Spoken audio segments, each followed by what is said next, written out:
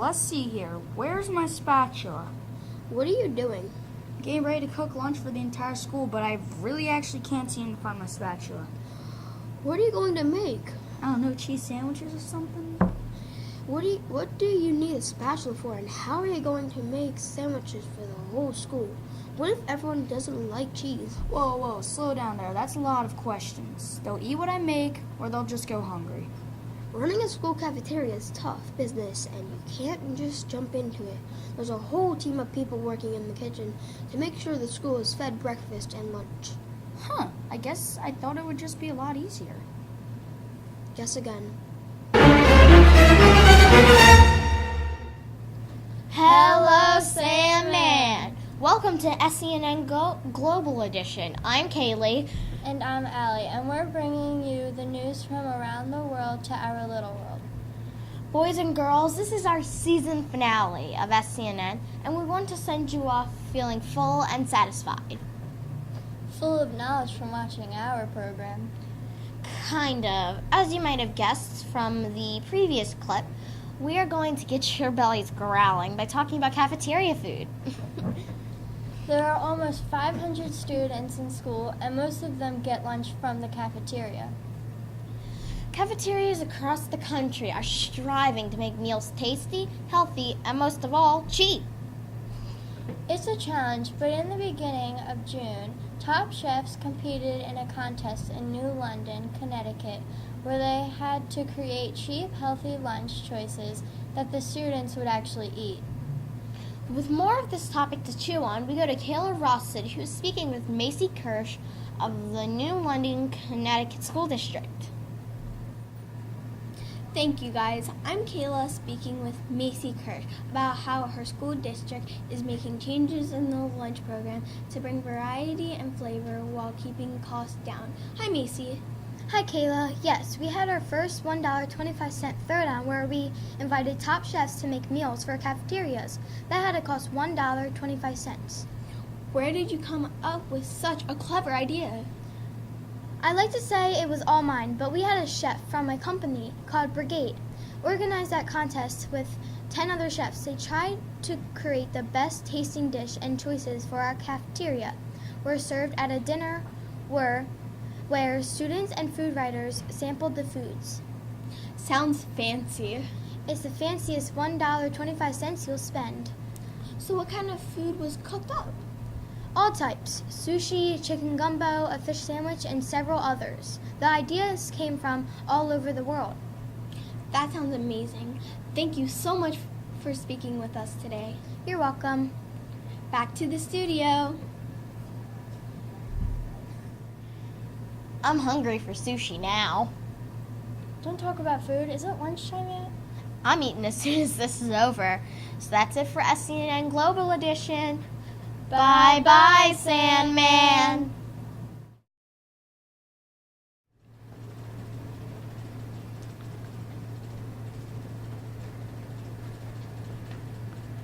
What are you doing, Xavier? Writing a message and putting it in this bottle. Yeah, then what? I'm going to throw it in the ocean so it gets to Europe, and maybe someone will read my letter and respond. That's ridiculous. First, you're lettering. Second, we have texting and email. And finally, it's not going to make it past the waves.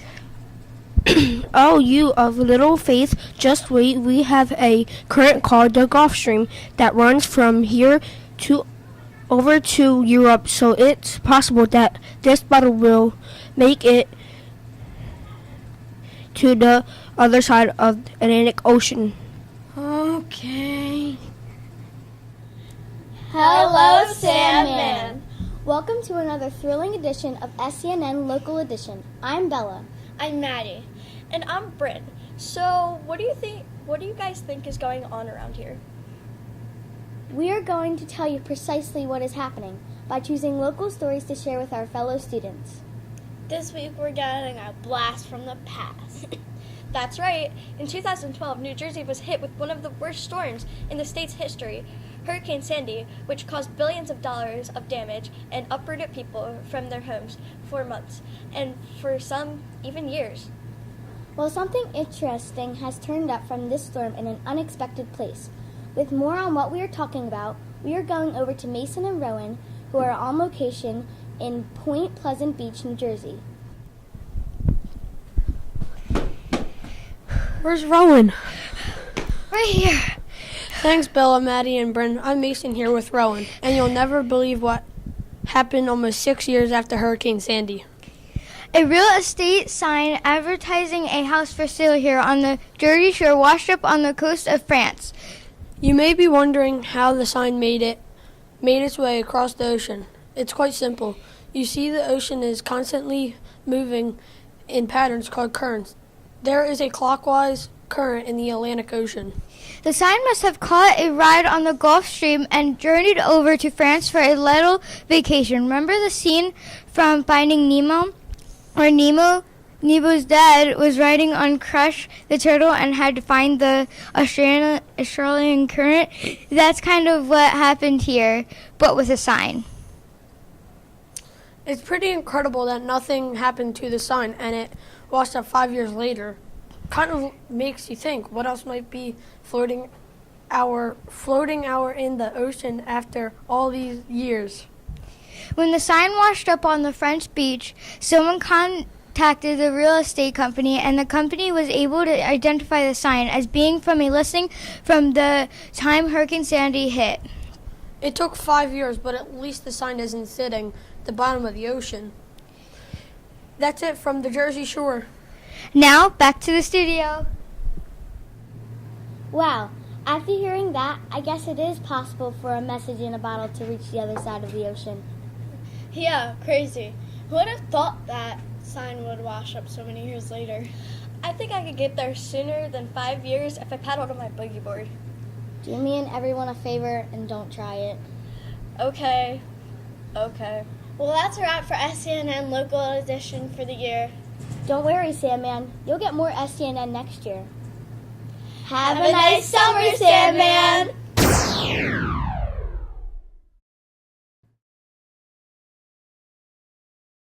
Good morning, Salmon. I'm Chris Gain. And I am Victoria Lipinski, and together we are reading you school news. Yes, normally this is when we discuss exciting events coming to our school in the near future. But as you know, today is the last day of school this year. I can't believe we have been in school for 180 days. It went so fast. If you say so, Victoria, as many parents will tell you, the days can feel long, but the years go fast. I am so happy with how my year went. I have made so many memories here at Salmon. Why don't we hit the halls of Salmon to find out what everyone is going to remember the most about this year? That sounds like a great idea. Hey Salmon, I am Melanie Ortiz here, and I am here with Iselina Bourne from Miss Brash's class. What is something you did this year that you think you'll remember for the rest of your life? I sang a solo in the spring chorus concert. You were amazing in the concert. I am so glad I got to see that. Thank you. Hi Chase, you're just finishing 5th grade. What advice would you give the 4th graders coming in next year? I would tell them not to be worried and stay calm. They must behave and do their work. They don't need to be scared about the teachers. They are all really nice, and they are a lot of fun activities like this at SCNN. Thank you. Cooper, I know you really worked hard this year. What is something you found difficult at the beginning of the year that is now easy for you?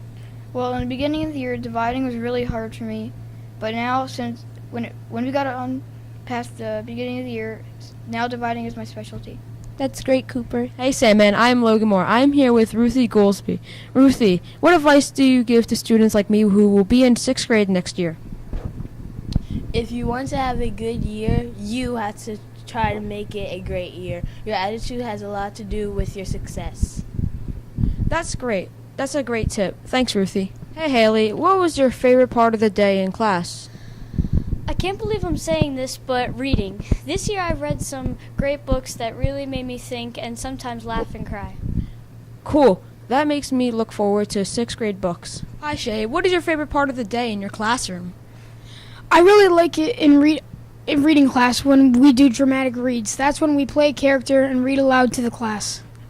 Cool, that sounds like fun. Hi, I'm Jude Campbell, and I am here with JT Matusiak.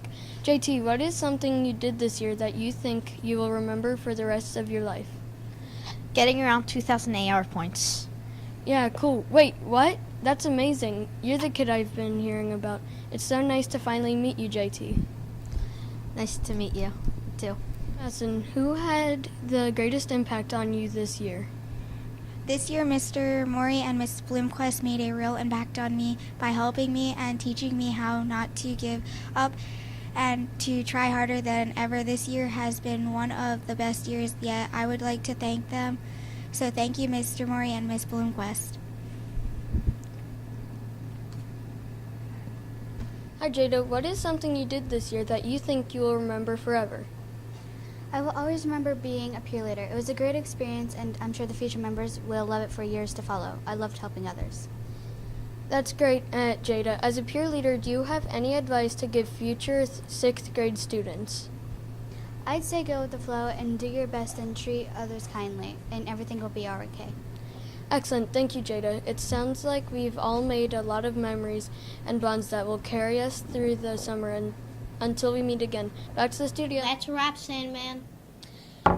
Yeah, I think this was the last clip we needed to film for SCNN today. No, I mean that's a wrap on the school year, Sandman. Have an awesome last day of school and a fun and safe summer.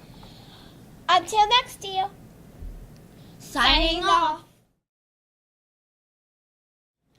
In great appreciation for your years of dedication to education, and especially for all the lives that you have impacted over the years, may the blessings of good health, the joy of good friends, a loving family, and the contentment of a job well done fill your life with happiness. We will remember you always. Dear Mrs. Peoples, happy retirement. I just want to say thank you for always pushing me to do my best. It's starting to apply to what I do in and out of the classroom.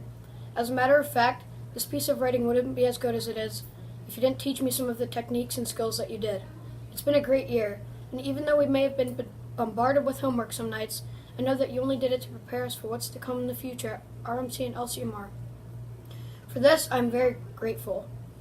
I would also like to say that you're on the top of my favorite teachers list, along with Mrs. Grace. Can't forget her. I would also like to tell you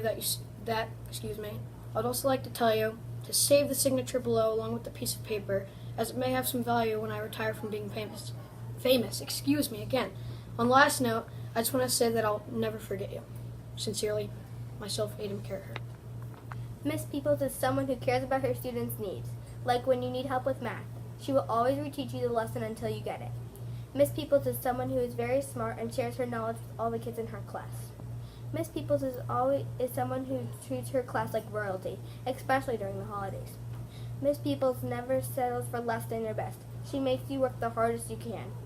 Miss Peoples is someone who is encouraging to her students and makes them feel confident before a big test. Miss Peoples is someone who shows pride in her work and is a great example for other teachers. Miss Peoples is someone who teaches her students not just math, but how to be nice to one another. Miss Peoples is always a great teacher to her students. Sincerely, Jenna. Mrs. Peoples is someone who helps her students. Mrs. Peoples is someone who pushes her students to do their best. Mrs. Peoples is someone who invites creativity. Mrs. Peoples never neglects positive thinking. Mrs. Peoples is someone who tries to help whenever she can. Mrs. Peoples is someone who never discourages. Mrs. Peoples prods us to never give up.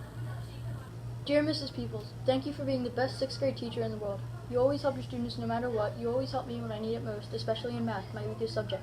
I know you have had a great time teaching classes this year, and I'm sure you're going to miss it. Throughout the year, you have taught us all the things we know this grade and made the best of it most of the time. Once again, thank you for being the best teacher in the world. Yours truly, I am a poet.